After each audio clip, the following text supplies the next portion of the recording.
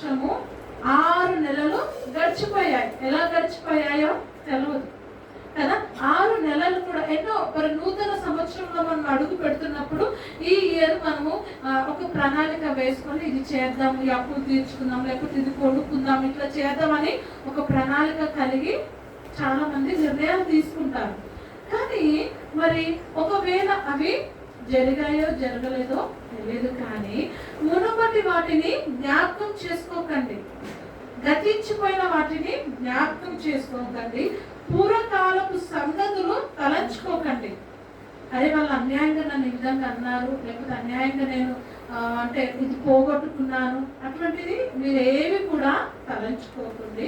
ఇదిగో నేను ఒక నూతన క్రియ చేయించున్నాను. ఏ క్రియ చేస్తున్నాడంట? నూతన క్రియ. అంటే నూతనది అన్నప్పుడు పాతదానికంటే ఎక్కువగా ఉంటుంది, అవునా కదా.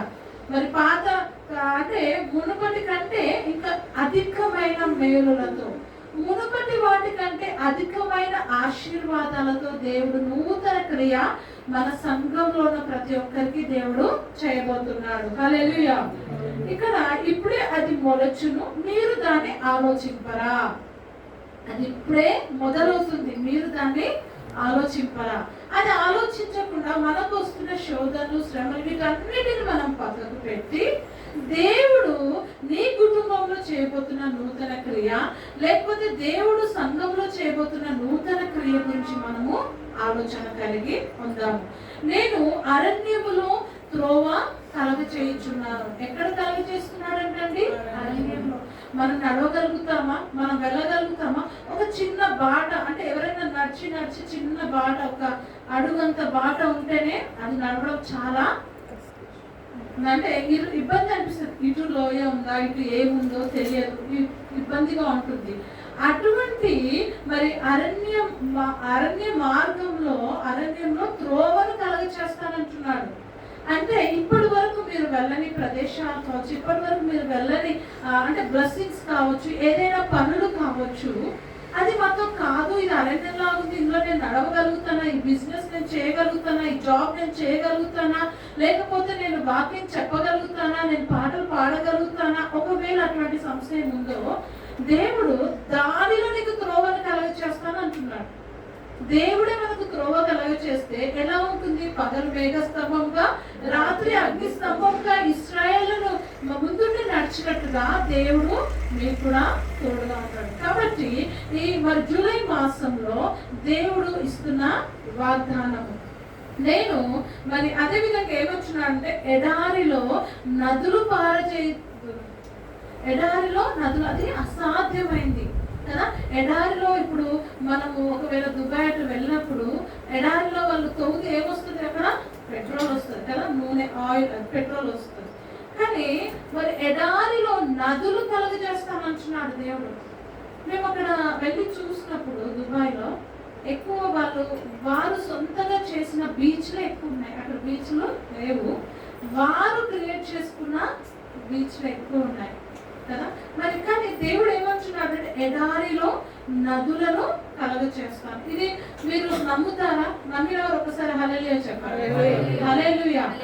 అంటే మరి మనం చూసుకున్నట్లయితే హాగరు కూడా మరి అబ్రహాము నుండి హాగరు ఇష్మాయేలు వస్తున్నప్పుడు నీళ్ళైపోయి ఆ కుమారుడు దాహానికి ఏడుస్తున్నప్పుడు ఆ కుమారుడు అక్కడ వదిలేసి దూరంగా, అంటే ఆయన చావు నేను చూడలేనని దూరంగా ఉన్నప్పుడు అప్పుడు దేవుడు అహాగర్తో మాట్లాడు. అప్పుడు అహాగర్ ఏమని పేరు పెడుతుంది దేవుడికి? చూచుచున్న దేవుడు. అక్కడ ఆ ఎడారిలో దేవుడు నీళ్లను కలగ చేశాడు. ఒకవేళ నువ్వు వెళ్తున్న మార్గం ఎడారిలాగా నీకు అనిపిస్తుందేమో, నీకు ఏమీ ఇంకా అక్కడ అసలు ఒక ఆలోచన లేకపోతే ఒకటి ఏమి నీకు అక్కడ కనిపించలేదేమో, కానీ ఆ ఎడారిలో దేవుడు నీకు మరి నీళ్ళను ఇస్తాను అంటున్నాడు. అంటే ఆ ఎడారి లాంటి సమస్యలు కావచ్చు, శోధనలు కావచ్చు, లేకపోతే నువ్వు వెళ్తున్న పనిలో ఎక్కడైనా నీకు ఎడారిలో కనిపిస్తుందేమో, నీవు ఈ వాక్యం గుర్తు చేసుకో. ఎడారిలో దేవుడు నదులను కలగ చేస్తున్నాడు. ఏదో ఊట ఏదో ఉంది కాదు, నదులనే కలుగ చేస్తానంట. అంటే అసాధ్యమైంది నా జీవితంలో ఇది జరగదు అని అనుకునే నీ జీవితంలో దేవుడు అద్భుత కార్యాలు, ఆశ్చర్య కార్యాలు చేయడానికి సిద్ధంగా ఉన్నాడు కదా. ఇది నా జీవితంలో జరగదు, ఇంత ఏజ్ అయిపోయింది, లేకపోతే ఆ టైం దాటిపోయింది, ఇంకా నాకు బ్లెస్సింగ్స్ రాదని ఒకవేళ నువ్వు అనుకుంటున్నావేమో, కానీ దేవుడు ఆ ఎడారి లాంటి జీవితంలో నదులను పారచేసినట్టుగా నీ జీవితంలో, నీ కుటుంబ జీవితంలో బ్లెస్సింగ్స్ ఇవ్వడానికి దేవుడు సిద్ధంగా ఉన్నాడు. ఎప్పుడు అని అంటే మునుపటి వాటిని గుర్తు చేసుకుంటే, అరే వాళ్ళు ఇప్పుడు మమ్మల్ని మోసం చేశారు, వాళ్ళు ఇట్లా చేశారని మనం వాళ్ళని తిట్టుకుంటాం, క్షమిస్తుంటాం. అవునా కదా? మనం ఎవరు చేస్తే మోసపరచబడితే వాడిని మనం అనుకుంటూ ఉంటాం. కానీ దేవుడు వాటిని మర్చిపోండి, నేను నూతన క్రియ చేస్తాను. నూతన క్రియ కదా, నూతన క్రియ. అందుకని మనము మన ప్రార్థనలు అనుదినం కూడా దేవ మాకు నూతన తలంపులు, నూతన ఆలోచనలు, నూతన ఉద్దేశములతో మేము ముందుకు వెళ్ళాలని మనము ప్రార్థన చేస్తూ ఉండాలి, దేవుని అడగాలి.